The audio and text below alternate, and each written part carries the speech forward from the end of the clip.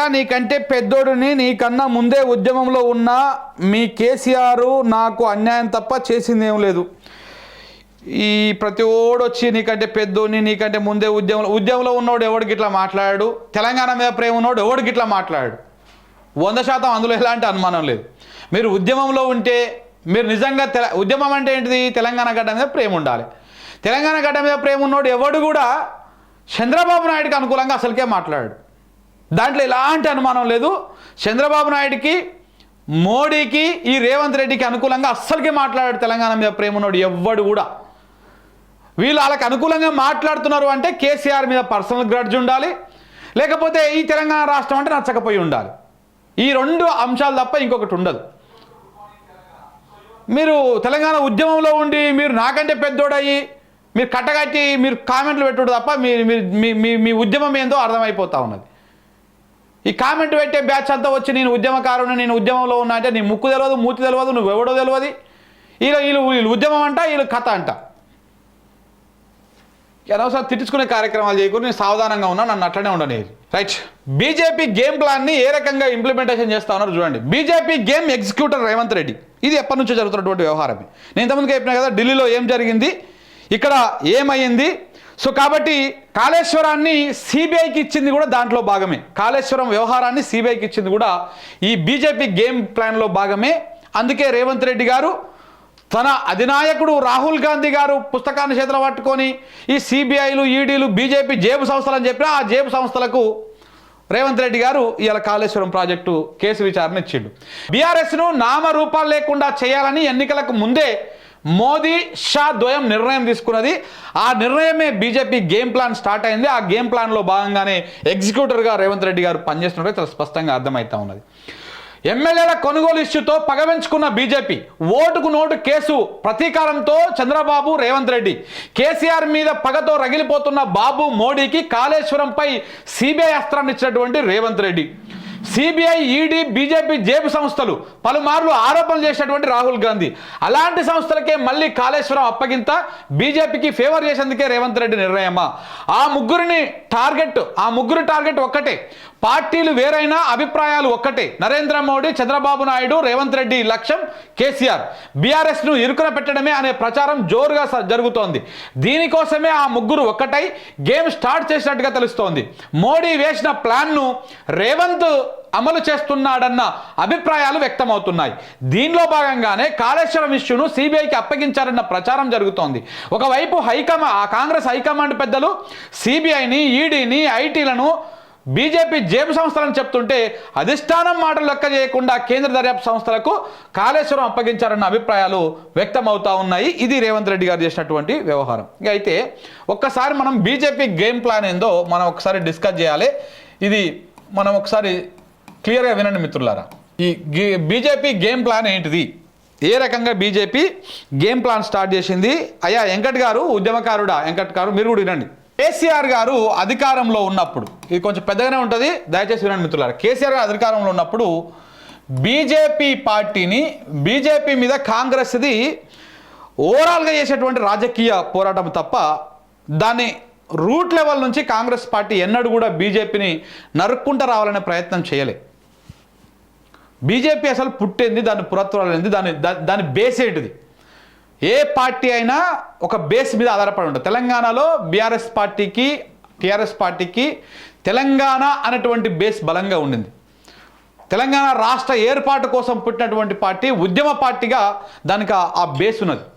సుదీర్ఘకాలం 14 సంవత్సరాల పాటు రాష్ట్రం ఏర్పాటు కోసము రాజకీయ అడుగులు వేసినా, ఉద్యమ అడుగులు వేసినా, ఏదైనా కానీ తెలంగాణ రాష్ట్ర ఏర్పాటే లక్ష్యంగా జరిగింది. కాబట్టి బీఆర్ఎస్ పార్టీ బేస్ తెలంగాణ సమాజం, తెలంగాణ ప్రాంతం, తెలంగాణ రాష్ట్రం. అలాగే కాంగ్రెస్ పార్టీ బేస్ ఏంటిది అంటే, కాంగ్రెస్ పార్టీ స్వాతంత్ర ఉద్యమంలో ఆ కాంగ్రెస్ పార్టీకి సంబంధించినటువంటి వాళ్ళు ఉన్నారు, చేసిర్రు, కాంగ్రెస్ పార్టీ దేశానికి స్వాతంత్రం తెచ్చిందని చెప్పుకుంటారు. కాబట్టి దాని బేస్ అది. మరి బీజేపీ బేస్ ఏంటిది? బీజేపీ దాని రూట్స్ ఏంటివి? ఏంది అసలు, దేని మీద నడుస్తూ ఉంది బీజేపీ?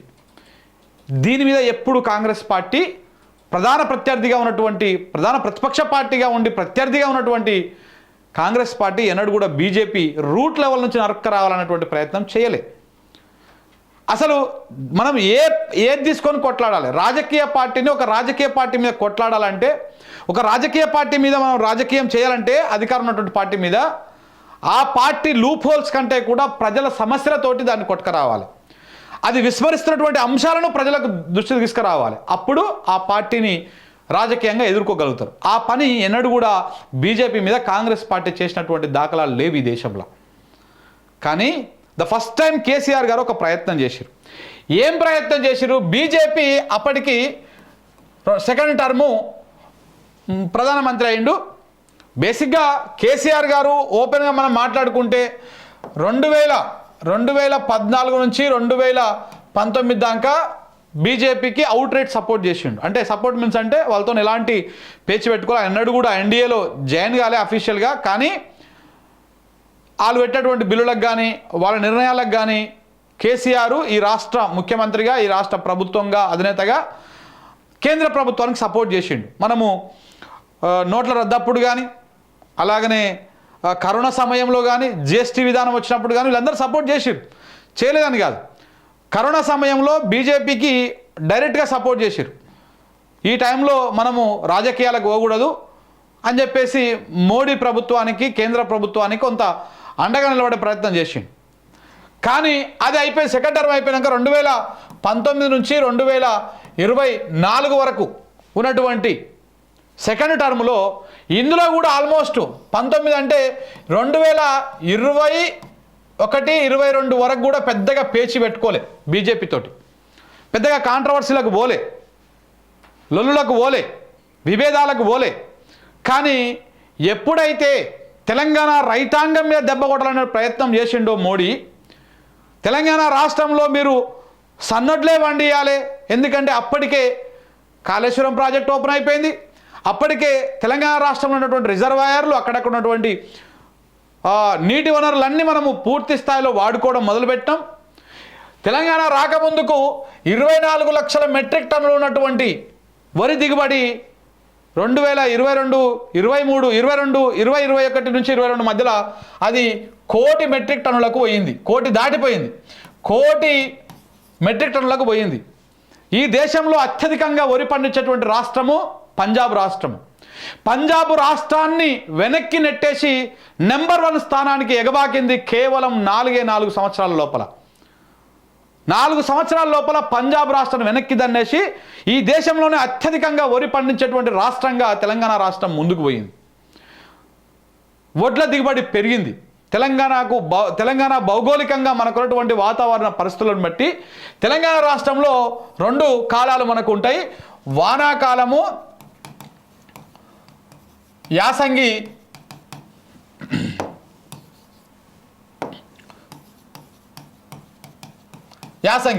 ఈ 2 ఉంటాయి.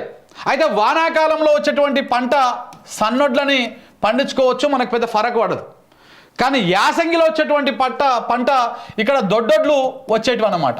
బాయిల్డ్ రైస్ చేసేదాన్ని ఈ దొడ్డొడ్లు పండిస్తారన్నమాట. వ్యవసాయం చేసేటువంటి వాళ్ళకి బాగా తెలుసు. ఎందుకంటే యాసంగిలో జనవరిలో నాట్లు పోసి అది ఏప్రిల్, మే నాటు కోతలు వస్తాయి. ఏప్రిల్, మే నాటికి కోతలు వస్తాయి. అంటే బాగా భయంకరంగా ఎండలు ఉన్నటువంటి టైంలో అప్పుడు వరిసేనులు కోస్తారు. సో కాబట్టి పంట చేను మీదనే పంట బాగా ఉడుకుతుంది. గింజ చేను మీదనే గింజ ఎండకు వేడికి ఉడుకుతుంది. కాబట్టి దాన్ని డైరెక్ట్గా తీసుకుపోయి మిల్లులో వేస్తే బియ్యము తక్కువ వస్తాయి, నూక ఎక్కువ వస్తుంది. సో కాబట్టి బాయిల్డ్ రైస్ విధానాన్ని ఇదే కేంద్ర ప్రభుత్వము, ఇదే కాంగ్రెస్ పార్టీ జమాన్లో తీసుకొచ్చింది. అప్పుడు ఆంధ్రప్రదేశ్ రాష్ట్రం కోసం బాయిల్డ్ రైస్ విధానాన్ని తీసుకొచ్చింది కూడా వీళ్ళే. ఈ పండించేటువంటి దొడ్డొడ్లను మిల్లులకు పంపించి మళ్ళీ దాంట్లో ఉడకబెట్టి, ఎండబెట్టి, ఆరబెట్టి బాయిల్డ్ రైస్గా తీసేవాళ్ళు. ఆ బాయిల్డ్ రైస్ని కేంద్ర ప్రభుత్వంలో సంస్థ అయినటువంటి ఫుడ్ కార్పొరేషన్ ఆఫ్ ఇండియా కొనుగోలు చేసేది. కొనుగోలు చేసి మనకు రేషన్ బియ్యం రూపంలో, లేకపోతే కర్ణాటకకు కానీ, తమిళనాడుకు కానీ, ఇతర వరి పండించినటువంటి రాష్ట్రాలు అవుతున్నాయో ఆ రాష్ట్రాలకు రేషన్ బియ్యం కింద, ఆహార భద్రతా చట్టం కింద వాళ్లకు ఈ బియ్యం అన్ని కూడా పంపించేవాళ్ళు.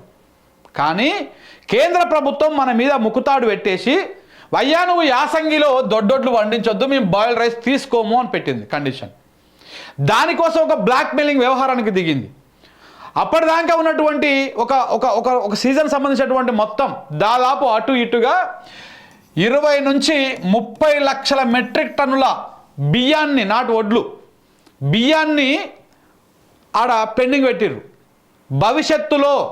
భవిష్యత్తులో మీరు వడ్లు బాయిల్డ్ రైస్ మేము పండించము, దొడ్డొడ్లు వండించము, బాయిల్డ్ రైస్ ఇవ్వము అని ఒక సంతకం పెడితేనే ఇక ఈ దగ్గర పెండింగ్లో ఉన్నటువంటి 20-30 లక్షల మెట్రిక్ టన్నుల బియ్యాన్ని మేము కొనుగోలు చేస్తాము, లేకపోతే కొనుగోలు చేయము అని చెప్పేసి FCI కేసీఆర్ ప్రభుత్వానికి ఒక కండిషన్ పెట్టింది, బ్లాక్ మెయిలింగ్ చేసింది లిటరల్లీ. ఇది వాస్తవం, ప్రజలు తెలుసుకోవాలి. తెలంగాణ సమాజము ప్రతి ఒక్కరు ఈ విషయాన్ని తెలుసుకోవాల్సినటువంటి అవసరం ఉన్నది. సో కాబట్టి కేసీఆర్ గారి ప్రభుత్వానికి FCI పెట్టాడు. FCI అంటే ఎవరు? కేంద్ర ప్రభుత్వం ఆధీనంలో ఉన్న సంస్థ, కేంద్రం ఏం చెప్తే అది చేసేటువంటి సంస్థ. FCIని అడ్డం పెట్టుకొని ఈ కార్యక్రమం చేసి నీ దగ్గర ఉన్నటువంటి 20-30 లక్షల బాయిల్డ్ రైస్ని మేము కొనుగోలు చేయాలంటే నువ్వు ఏం చేయాలి? ఈ సంతకం పెడితేనే నేను ఇవి కొనుగోలు చేస్తా అని బ్లాక్ మెయిలింగ్ వ్యవహారం చేసింది. అప్పుడే కేసీఆర్ గారు ఒక స్టేట్మెంట్ ఇచ్చారు, మీకు బాగా గుర్తుండొచ్చు. దయచేసి తెలంగాణ ప్రజలారా, మనము దొడ్డొడ్లు పండించకుండా సన్నాలు వేయండి, సన్నాలే వేసుకుంటే బాగుంటుంది, దొడ్డొడ్లు వేస్తే మనకు ఉరి లెక్క మారేటువంటి అవకాశం ఉంది, కేంద్ర ప్రభుత్వం కొనుగోలు చేస్తలేదన్నటువంటి మాటని అప్పుడు రైతాంగానికి వేరే తిరిగి తీసుకుపోయినాయి చాలా వరకు మీడియా సంస్థలు. ఒరేస్తే ఉరే అన్నాడు కేసీఆర్, ఒరేస్తే ఉరే అన్నాడు కేసీఆర్ అని చెప్పేసి తీసుకుపోయారు. కానీ ఇంటెన్షన్ జరిగినటువంటి వ్యవహారం అంతా కూడా ఇది. దాంతో FCI పెట్టినటువంటి కండిషన్ తప్పలేదు. 20-30 లక్షల మెట్రిక్ టన్నుల బియ్యం అంటే అది రాష్ట్ర ప్రభుత్వం మీద ఒక 10 నుంచి 15 వేల కోట్ల భారం పడుతుంది. ఆ డబ్బులు 12,000 కోట్ల చిల్లర ఎంతో ఉంటుంది, ఆ డబ్బులు రావాల్సి ఉంటుంది మనకు. సో కాబట్టి ఈ డబ్బుల కోసం మనకి తప్పదు కదా, ఆల్రెడీ రైతులకు డబ్బులు ఇచ్చి ఉంటారు వీళ్ళు. ఎట్లా ఉంటుంది అంటే మళ్ళీ ఈ వ్యవహారం కూడా చాలా పెద్దది, ఇంకా ఈ టాపిక్ పోతా ఉంటే చాలా పెద్దగా పోతుంది. FCI ఎట్లా చేస్తుంది అంటే చాలా విపరీతంగా ఉంటుంది, విచిత్రంగా ఉంటుంది పరిస్థితి.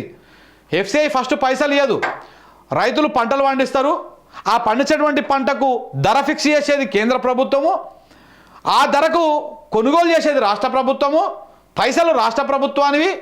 ముందు రైతులకు వడ్లు కొనుగోలు చేసి రైతులకు వడ్లకు పైసలు ఇచ్చేది రాష్ట్ర ప్రభుత్వము, ఆ వడ్లను మిల్లులో వేసి బియ్యంగా మార్చేది రాష్ట్ర ప్రభుత్వం, ఆ బాధ్యత రాష్ట్ర ప్రభుత్వాన్ని. ఆ బియ్యాన్ని కొనుగోలు చేసేది కేంద్ర ఆధీనంలో ఉన్నటువంటి FCI సంస్థ. అప్పుడు కొనుగోలు చేసినాక 6 నెలలకో 3 నెలలకో ఆ కొనుగోలు చేసినటువంటి బియ్యం పైసలని అప్పుడు రాష్ట్ర ప్రభుత్వానికి, రాష్ట్ర ఖజానాకు వస్తాయి. అంటే వీళ్ళు ఇయ్యకముందుకే రైతులకు వీళ్ళు డబ్బులు చెల్లించి ఈ ప్రాసెస్ అంతా చేయాలి. ఇదంతా ప్రాసెస్. ఇప్పుడు ఆల్రెడీ రైతులకు పైసలు ఇచ్చి వడ్లు కొనుగోలు చేసిరు, 30 లక్షల మెట్రిక్ టన్నుల బియ్యము రెడీ చేసి పెట్టిరు, నువ్వు కొనుగోలు చేయమని. FCI కొనుగోలు చేయను, నువ్వు సంతకం పెట్టు, భవిష్యత్తులో నేను దొడ్డొడ్లు వండియనని, దొడ్డొడ్లు మాకు అమ్మని సంతకం పెట్టు, అప్పుడు నేను కొనుగోలు చేస్తా అని చెప్తే అప్పటికి తప్పదు కదా, ప్రభుత్వానికి ఏం చేస్తుంది, ఇంకొక ఆప్షన్ ఉంది, పీక మీద కత్తి పెట్టిన తర్వాత సంతకం పెట్టిరు. సంతకం పెట్టి ఇక అప్పుడు కొనుగోలు చేసిరు. దాని తర్వాత కూడా రకరకాల రాజకీయ పరిణామాలు, రైతాంగంలో ఒక వ్యతిరేకత రావడానికి ఇది ఒక కారణమైంది, ఒక బీజం పడింది ఇక్కడనే. కేసీఆర్ నీళ్ళు ఇచ్చిండు వడ్లేయొద్దు అంటాడేంది అని చెప్పేసి ఒక చర్చ. ప్రాజెక్టు కట్టి కాలువలు పెట్టి నీళ్ళు ఇచ్చి వడ్లేయొద్దు, వేరే పంటలు వేసుకోండి, సన్నాలు వేయండి, ఇవెందుకు చెప్తున్నాడు అని చెప్పేసి రైతుల లోపల ఒక భయంకరమైనటువంటి వ్యతిరేకత రావాలి.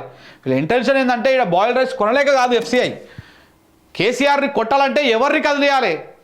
రైతాంగాన్ని కదిలియాలి. కేసీఆర్ని గద్దె దింపాలంటే ఎవరిని కదిలియాలి? నిరుద్యోగులను కదిలియాలి. కేసీఆర్ని రాజకీయంగా ఆయనకు ఓటు పడకుండా చేయాలంటే ఎవరిని కదిలియాలి? పింఛన్దారులను కదిలియాలి. ఈ 3-4 రంగాలను పట్టుకున్నారు. ఆ 3-4 రంగాలను స్టెప్ బై స్టెప్ చాలా పక్కడబందీ ప్లాన్ ప్రకారము ప్లాన్ ఇంప్లిమెంటేషన్ చేసుకుంటూ వచ్చారు. దాంట్లో భాగంగా ఫస్ట్ వ్యవసాయం మీద దెబ్బ పడ్డది ఈ FCI రూపంలో, మన బాయిల్డ్ రైస్ రూపంలో పడ్డది. దాని తర్వాత రైతుల లోపల ఒక రకమైనటువంటి కేసీఆర్ నీళ్ళు ఇచ్చి 24 గంటల కరెంట్ ఇచ్చి నువ్వు రైతు బంద్ ఇచ్చి ఇన్ని ఇచ్చిన పాజిటివ్ కంటే కూడా నువ్వు వడ్లేయొద్దు, దొడ్డొడ్లు వేయొద్దు, సన్నాలు వేసుకోండి అని చెప్పడము పెద్దదైపోయింది. సన్నాలు వేసుకుంటే రకరకాల రోగాలు వస్తాయి, ఆ టైంలో దిగుబడి తక్కువ వస్తుంది. ఒక మడిలో దొడ్డొడ్లు వేస్తే 2 క్వింటాలు వస్తాయి, అదే మడిలో సన్నొడ్లు వేస్తే క్వింటల్ వస్తుంది. అదే దొడ్డొడ్లకు ఏదో సోసోగా మందు కొట్టి పై మందు కొట్టి అటెండ్ చేసినా కానీ వస్తుంది, అది మొండి పంట. అది ఈ సన్నాలకేమో రకరకాల రోగాలు సోకుతాయి, పురుగు సోకుతుంది, దోమ వాకుతుంది, అదంతా అయినా కానీ దాంట్లో శీతాలం ఎక్కువ, దిగుబడి తక్కువ, రైతుకు కోపం వస్తుంది. కేసీఆర్ మీద కోపం వచ్చింది, కేసీఆర్ను ఓడగొట్టిరు, సినిమా ఈడి కాదానికి వచ్చింది అనమాట. ఇవన్నీ నడుచుకుంటూ వచ్చినాయి.